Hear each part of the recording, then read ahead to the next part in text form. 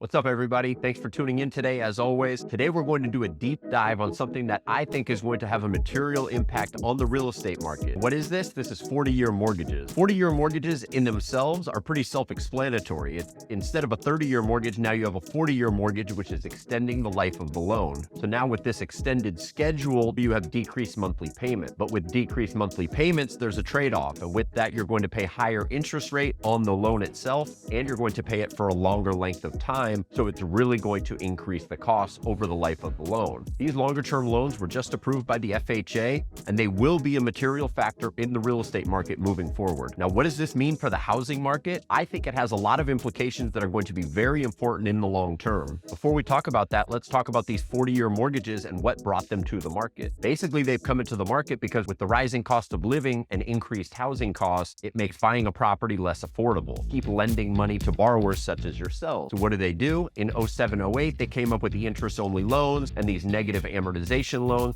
And now here we are in 2023, and they're extending the loan runway to 40 years to get more borrowers into the market. Because every borrower, as you know, has to qualify for a mortgage. And with a lower monthly payment, that means more people qualify. Lenders love these loans because they have a longer period of time that they're getting paid interest on, and they're able to charge a higher interest rate because a longer duration loan carries a higher interest rate than a shorter one. So for the lenders, it's definitely a win, and they're happy to do it. Now, what's the benefit for borrowers? The benefit for borrowers is that they have a lower monthly payment, and more people are able to qualify that weren't able to buy real estate before. This is obviously important. If you can't buy real estate, but now you can, now you have an opportunity to get into the biggest wealth creation game that is out there for people, and that is real estate ownership. Now, the lower monthly payment is definitely appealing to borrowers, and it makes sense why. These extended loan terms of 40 years are great for borrowers that are on a budget or first-time home buyers, but they're also a great tool for anybody that wants to purchase real estate because now you're able to do it with a lower monthly payment. And for instance, myself, I'm in the Airbnb market, as you guys know. This is an opportunity for people to be able to enter into the real estate market, purchase their property to do Airbnb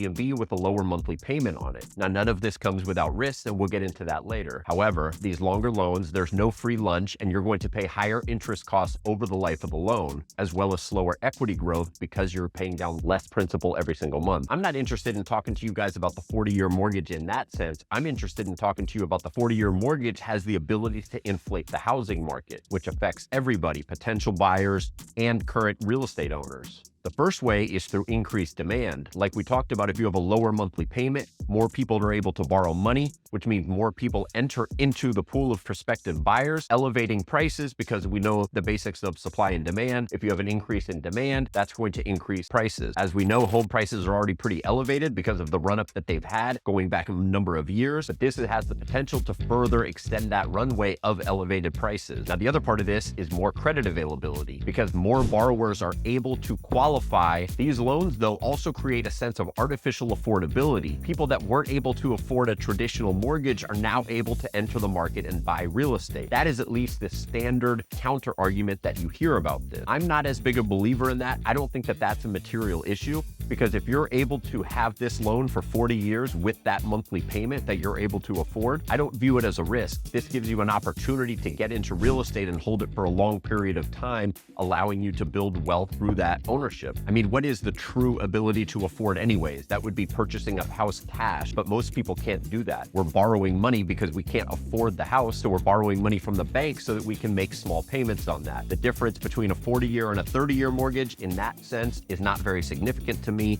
I think it's important to get into the game, and I'm a firm believer in owning real estate, and if this is going to allow you to get into the game, I think it's a good thing. But now for a potential housing bubble, what can the 40-year mortgage do? I think it can do a lot, and I've seen this before in the real estate market. When I first graduated college, I entered real estate right after that, and I was very much a part of that real estate wave in, 04, 05, going into 08, riding that thing and seeing what fueled that housing market. And that was by these interest-only loans And then ultimately, when they introduced these negative amortization loans, which drove the real estate market to new heights, but also ultimately caused its downfall. 40-year mortgages, right now, they're not mainstream yet, but that will come with time because these lenders want to lend out money on these 40-year loan terms. They get higher interest rates, as we talked about, and they're going to get those interest payments for a longer period of time. For example, on a $500,000 mortgage at 6%, you're going to pay almost $250,000 more in interest payments on a 40-year loan versus a 30-year loan.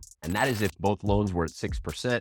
But like we talked about, the 40-year loan is actually going to have a higher interest rate than the 30-year loan. So you'd actually be paying more interest than even that. And that's a high number. But you have to remember this 40-year mortgage payment, while it's lower, you don't have to make the minimum payment. This gives you the option to make the minimum payment, and you can always pay more towards your principal and reduce the length of that loan from 40 years down to something closer to 30. You're still going to have a higher interest rate on that loan, but at least you're minimizing the length of time that the bank is receiving your higher interest payments. But what I like about that is it gives the borrowers flexibility, which actually puts you in a safer position because you have more of a buffer to make your payments because the payment is lower. But what I think is that right now, while we're in a recession or we're headed into a recession, and we have a housing market that's in a downturn with most major metro markets experiencing price declines, you have tighter lending standards, and it's not that easy to borrow money right now. And with these tighter lending standards, that means that less people are able to borrow money, and that's going to minimize the effect of these 40-year mortgages. But ultimately, I think what we're headed down is, I think we're headed down a path where the Fed starts cutting rates again, and we're going to get decreased interest rates because of the amount of debt that the US has. I don't think that there's an ability of the government to pay this debt over the long term.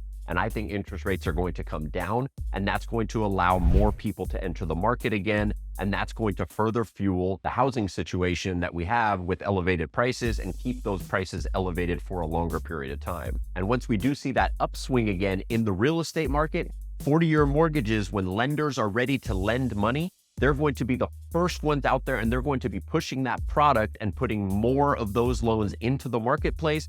And again, that is going to put more borrowers into the marketplace as buyers of real estate, and that's going to drive up prices. This really has the potential to supercharge the next real estate cycle that we have, whenever that may be, or whether it's a longer period of time down the road in the next real estate cycle. Either way, these 40-year mortgages are going to make a material difference, whether it's now or a little bit in the future. Now, what does this ultimately mean for borrowers? I mean, like anything, you're borrowing money from a bank and you have to weigh the pros and cons of this. Like we've talked about, the 40-year mortgage is going to have higher interest costs over the life of the loan, and you need to be aware of that as a borrower. Real estate, to me, though, is a long-term wealth game. It is not something that you get rich quick. There are ways to get rich quick in it, but those aren't ones that are standard practice for most people. So if you're in this for the long term, like most people are, then using these extended amortization schedule loans, such as a 40-year loan, this is going to be a beneficial thing and is going to allow you to keep that real estate in your portfolio for a long period of time with a lower monthly payment. Ultimately, you have to think and assume that real estate is ultimately going to go up in the long term,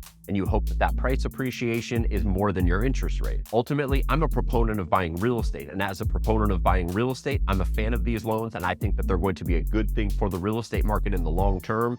And I like the fact that it allows people that otherwise weren't able to purchase real estate to purchase real estate. Because again, real estate is the biggest wealth creation tool that most people have available to them. This allows more people to enter into the market and have the ability for wealth generation. And I'm a firm believer in a rising tide lifts all boats. The more people we see do well in the economy, a better standard of living for everybody in society. How much these 40-year mortgages put an effect on the housing market is going to be largely dependent on the macro economy and how that looks in the short and medium term. I saw what those interest-only and negative amortization loans did in 07-08. They lit the real estate market on fire. This has the potential to do the same, but again, it's going to require the prevalence of these loans in the market, and that has a lot to do with macroeconomic factors that are going to be a part of that. At a minimum, though, I see in the next real estate cycle of real estate, this is going to hyper accelerate any upturn that we have in real estate. It's going to be important to be a property owner in that upturn And however you need to get into that, you're going to have to do that, whether it's through 40-year mortgages or the more traditional 30-year. Overall, to sum it up, 40-year mortgages are here to stay. Lenders aren't going to let them disappear because it allows them to lend out money to more people, which lenders love. Borrowers are also going to love this because they're able to have a lower monthly payment. Most borrowers, whether it's an auto payment or a home payment, they're worried about the payment. They don't look at the overall cost of the loan that they pay. Therefore, I expect people to widely accept these 40-year mortgages. They will be a factor. It may be in the short term, it may be in the longer term, but nevertheless, they will put fuel on the next real estate boom. And as I mentioned, real estate is a long-term game. The longer your holding period, the more chances you have for success of wealth generation. So therefore, I'm a fan of these 40-year mortgages. I think if you have an opportunity to get one and that's your only way to purchase real estate, I think it's a good way to go. Personally, I don't think it's a great time to buy right now, but this is a tool that you guys should be aware of so that when the time comes, you guys are able to enter the real estate market through a 40-year mortgage if you can't afford a regular standard 30-year one. The one thing we don't have a lot of information on just yet is what is going to be the difference in the interest rate between a 30-year and a 40-year mortgage. That's going to make a huge difference in the decision-making of whether you take a 30-year or a 40-year. Ultimately, though, as they become more commonplace and more lenders are able to offer these, then the interest rate difference should diminish a bit. In the short term, when you only have a couple lenders offering it, they're probably going to have a higher spread than they will down the road. I know we usually talk about Airbnb, but this is a tool that's going to allow you guys to get into the Airbnb game if you don't want to do the Airbnb arbitrage model. Firm believer in Airbnb arbitrage, but I'm also a believer in owning property, like I've mentioned to you guys many times before. So whatever it takes for you to get into the game, so be it. Could be a 40-year mortgage, or it could be a standard 30-year mortgage, or you could be getting into real estate through Airbnb arbitrage just to build up the capital so that you can purchase your first property. I think right now that's the best playbook to do. I'm focusing on that, quickly expanding my Airbnb arbitrage portfolio. I'm not buying any other real estate right now, but that will turn in the future. I'm always open to consideration, and I'm always taking in the newest data and updating my mental models based on that. I hope you guys enjoyed this video. If you haven't already subscribed to the channel where we talk about Airbnb arbitrage, and real estate and the economy as a whole. Thanks for watching, guys.